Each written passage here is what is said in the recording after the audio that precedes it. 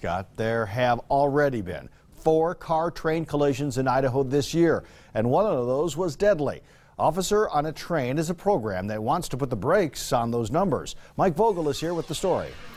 Well, Don, I got on the train at the Boise Depot to ride along with an officer on a train, and I have to tell you, I was surprised at how many people were trying to beat the train or stop too close to the tracks.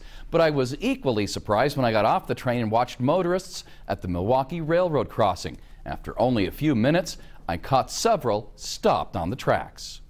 We set up our camera at the Milwaukee Railroad crossing. Within a few minutes, an SUV stops right on the tracks because other cars in front of him are stopped at the light. What the guy doesn't realize is that the individual in front of him and the individual behind him, they don't care what's going on the tracks. Where he's stopped, it's a violation. Tracks, period. You cannot stop. Next, a semi pulls across the tracks and miscalculates the distance, leaving his trailer smack in the middle of the tracks. Moments later, a train approaches the crossing.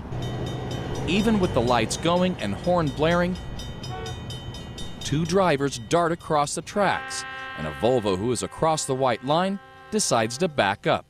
It's behavior like that police want to put a stop to. Correct bad driving habits of running through red lights, going through stop arms, and not yielding for trains like they're supposed to.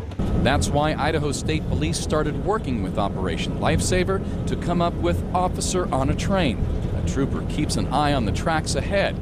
If he sees a violation, it's that minivan right ahead of you, ahead of the SUV that's in front of you.